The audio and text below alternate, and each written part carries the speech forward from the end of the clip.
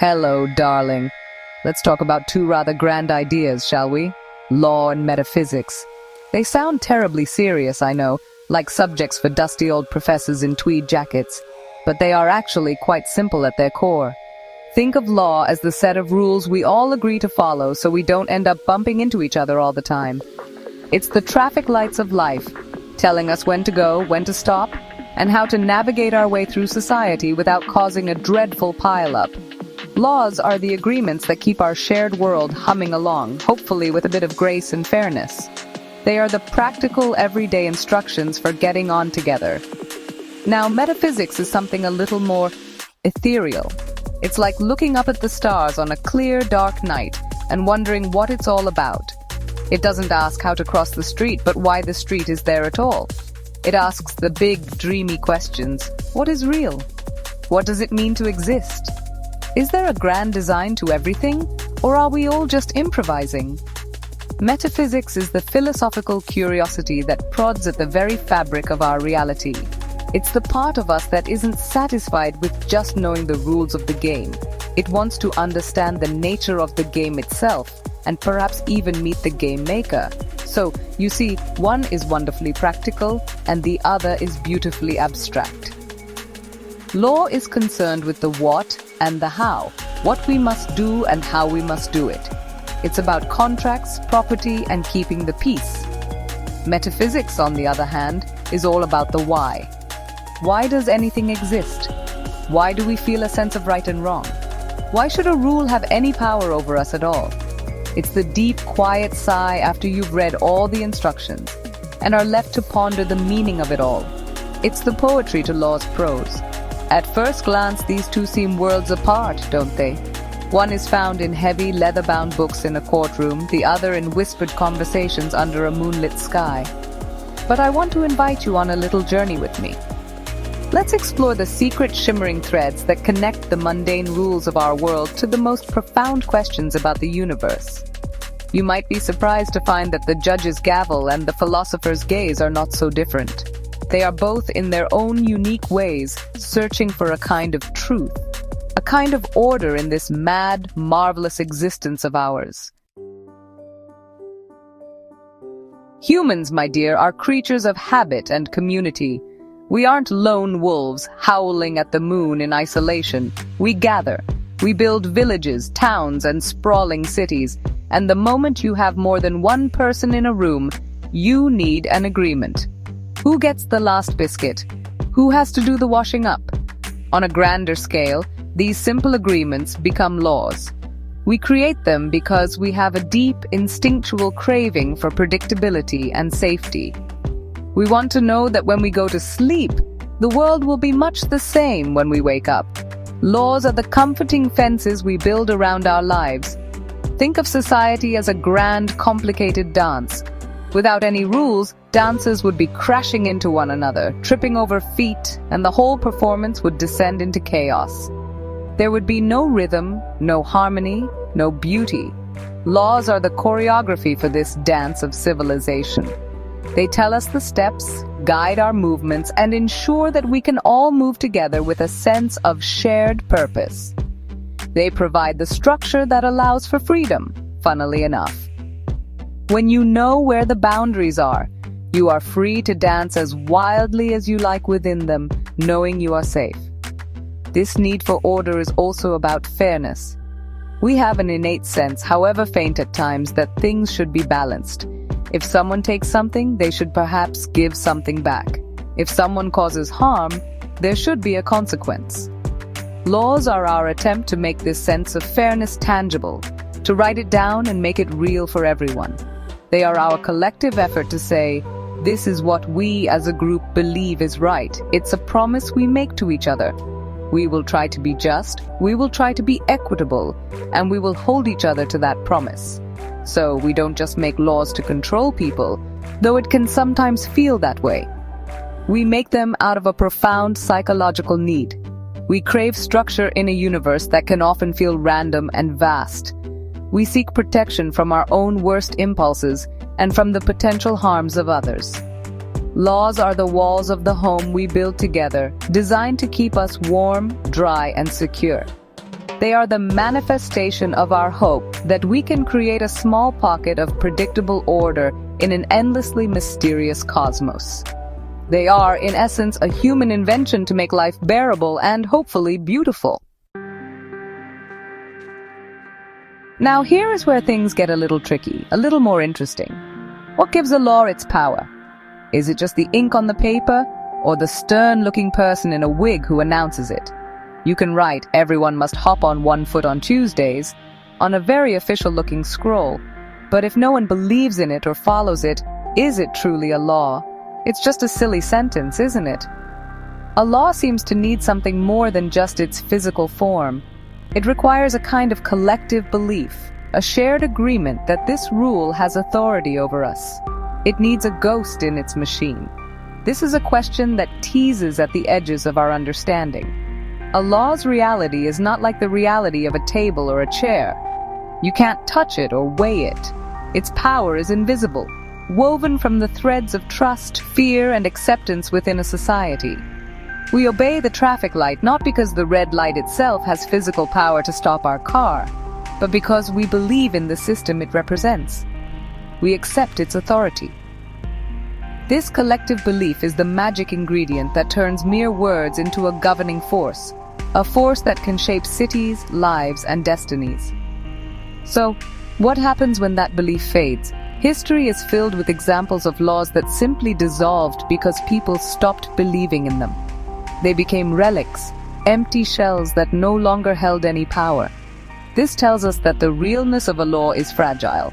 It depends entirely on our continued consent. This is where we start to tiptoe into the realm of metaphysics.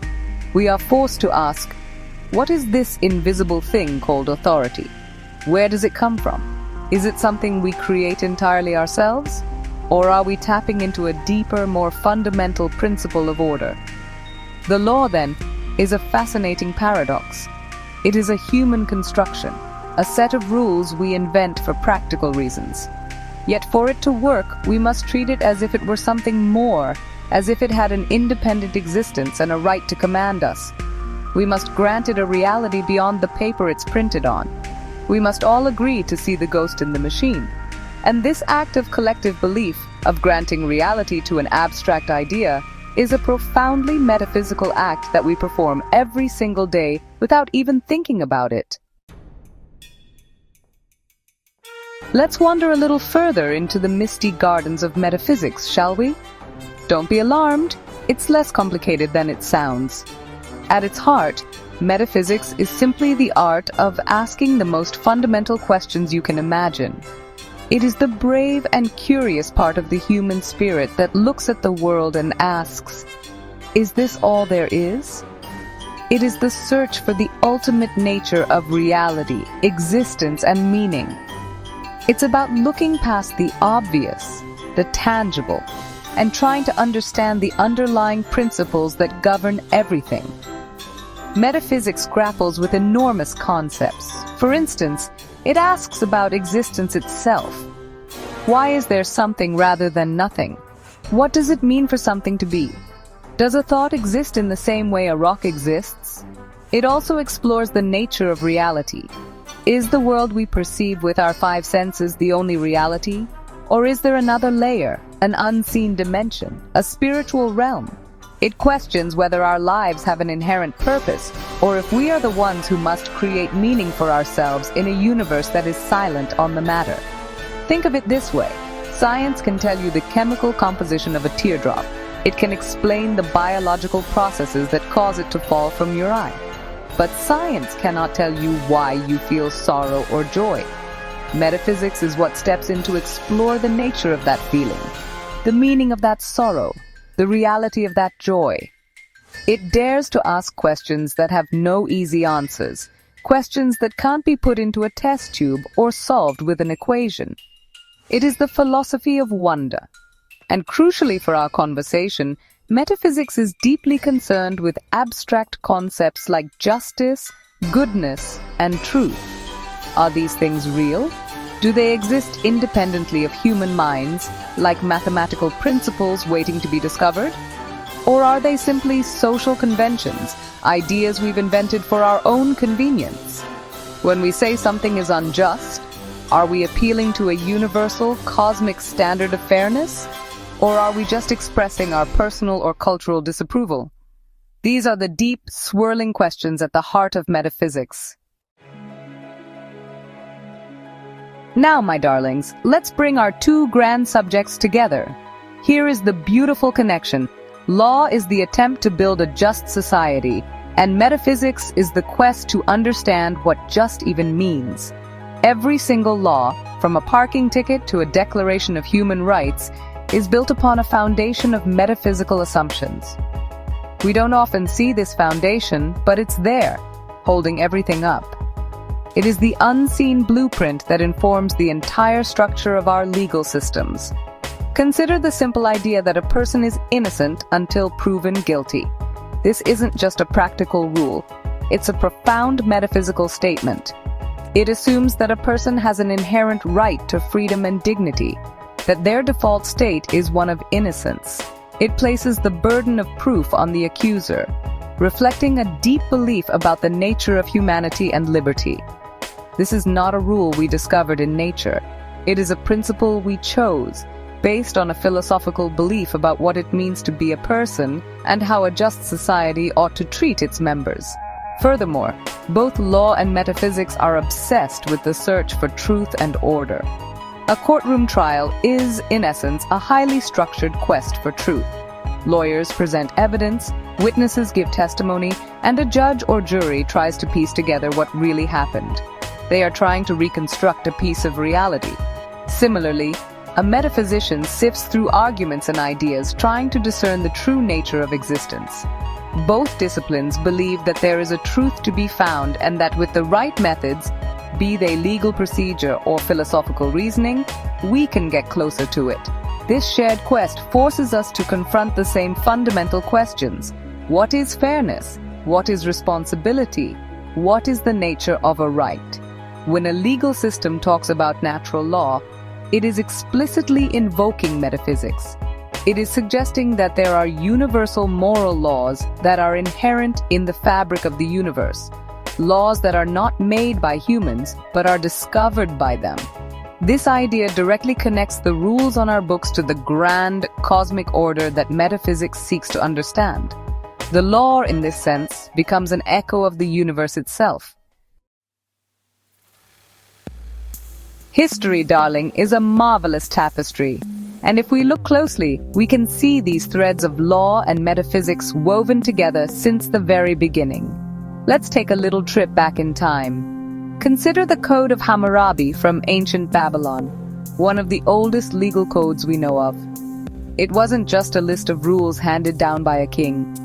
The famous carving depicts the god Shamash, the god of justice, giving the laws to King Hammurabi. This sends a very clear message. These laws are not merely human inventions. They are divinely inspired. Their authority comes from the cosmos itself. This was a common belief in the ancient world. In Egypt, the concept of Ma'at was central to their entire civilization. Ma'at represented truth, balance, order, and justice. It was both a goddess and a metaphysical principle that governed the universe. The pharaoh's primary duty was to uphold Ma'at, and the laws of the land were seen as reflections of this divine cosmic harmony. To break the law was not just a social transgression, it was an act that created discord in the universe, an offense against the fundamental order of reality. The legal and the metaphysical were one and the same. Let's move forward a bit to the ancient Greeks, those wonderful thinkers. Philosophers like Plato and Aristotle pondered the nature of justice endlessly. Plato imagined a perfect, ideal form of justice that existed in a higher metaphysical realm. He believed that the laws of any earthly city were just pale, imperfect copies of this true, eternal justice. For Plato, the goal of a lawmaker was to be a good philosopher, to understand these ideal forms and try to replicate them as best as possible in the messy reality of human society. The law was a bridge to a higher truth. Even in Roman law, which was famously practical and systematic, we find the idea of jus naturale, or natural law. The great orator Cicero argued that there was a true law, a right reason, conformable to nature, universal, unchangeable, eternal. He believed this law was not written in books, but was ingrained in the human heart and in the very structure of the universe. This powerful idea that some rights and moral duties are inherent and not dependent on government decree has echoed through the centuries, influencing everything from the Magna Carta to modern human rights declarations. Let's talk about justice, darling. It's a word we use all the time. We cry out for it when we see wrongdoing. We build statues to it, and we name our most important buildings after it. But what is it really? Is justice simply the impartial application of a set of rules? Or is it something more, something deeper? The very idea of justice acts as a perfect, shimmering bridge connecting the practical world of law with the abstract realm of metaphysics. It is a concept that lives in both worlds simultaneously, and it cannot be fully understood without looking at both. From a legal perspective, justice is about process and outcome. It means having fair trials, consistent sentencing, and rules that apply to everyone equally. It is the machinery we build to resolve disputes and correct wrongs. It's about making sure the system works as intended, that the scales are balanced, and that judgments are based on evidence. This is the tangible, earthly side of justice. It is the part we can see, critique, and reform. It is the body of justice with all its procedures and codes and courtrooms. But where does our desire for this machinery come from? This is where metaphysics enters the room. Our very notion of what is fair or equal is not self-evident. It comes from deep philosophical beliefs about the value of a human being. Why should everyone be treated equally before the law? Metaphysically, this rests on the assumption that all individuals possess a fundamental worth or dignity. The idea of justice has a soul, and that soul is metaphysical. It's the belief that there is a right way for people to treat one another, a standard that exists beyond the written laws themselves. This is why we can look at a law and say that law is unjust. If justice were merely whatever the law said, such a statement would be meaningless. When we critique a law, we are appealing to a higher standard, a metaphysical concept of what justice ought to be. We are saying that the man-made rule fails to align with a deeper, more profound truth. In this way, the pursuit of justice is a constant dialogue between the real and the ideal, between the laws we have and the justice we seek. It is a tireless effort to make our earthly rules reflect a heavenly principle. It's terribly important to remember, my dear, that these grand ideas are not the same everywhere. Just as different cultures have different customs, languages, and art, they also have different ways of understanding the relationship between law and reality. The answers to these metaphysical questions are not written in stone. They are woven into the unique tapestry of each society's history, religion, and philosophy. What one culture sees as a fundamental truth, another might see as a mere suggestion or even a falsehood. This diversity is what makes the whole subject so endlessly fascinating. For example, in many Eastern philosophies, the idea of cosmic order and harmony is paramount. Traditions like Taoism or Buddhism might see the best laws as those that interfere the least, those that guide people gently back into alignment with the natural flow of the universe, the Tao. The goal isn't to impose a rigid set of rules, but to foster an inner understanding that makes such rules unnecessary. Justice in this context is less about punishment and more about restoring balance, both within the individual and within the community. The metaphysical foundation is one of interconnectedness and flow. Contrast this with the Western tradition, which, as we've seen, has been heavily influenced by Greek and Roman thought. Here there is often a greater emphasis on reason, individual rights, and the creation of explicit, detailed legal codes. The metaphysical assumption is often that the universe is rational and can be understood and ordered through human intellect. Justice is something to be defined, debated, and codified in precise language. The law is seen as a triumph of human reason over chaos, a carefully constructed fortress of logic and principle. Even within a single culture, these understandings can change dramatically over time.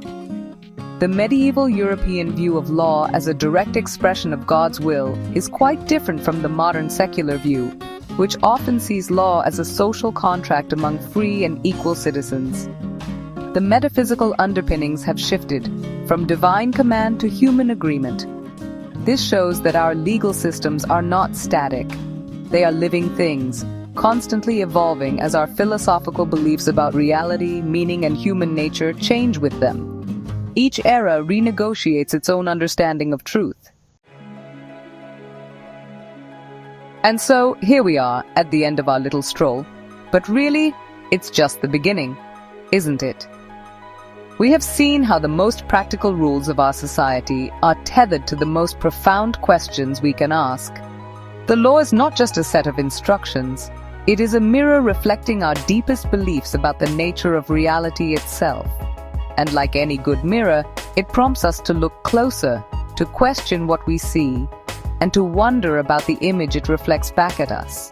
The journey leaves us with more questions than answers, which is always the sign of a worthwhile adventure. Can we ever truly know what is right in a final absolute sense? Or are we destined to forever refine our understanding, passing down our best attempts at justice to the next generation? Is there a universal natural law written into the stars, waiting for us to decipher it? Or is that just a comforting story we tell ourselves? Perhaps the search for it is more important than its actual discovery. Perhaps the very act of striving for a higher justice is what gives our legal systems, and indeed our societies, their meaning and their soul. Do our laws reflect the inherent order of the universe, or do they only reflect ourselves? When we create a law based on reason, equality, and dignity, are we discovering a fundamental truth about existence? Or are we simply projecting our own human values onto a silent and indifferent cosmos? This is perhaps the most humbling question of all. Are we uncovering a grand design, or are we the designers?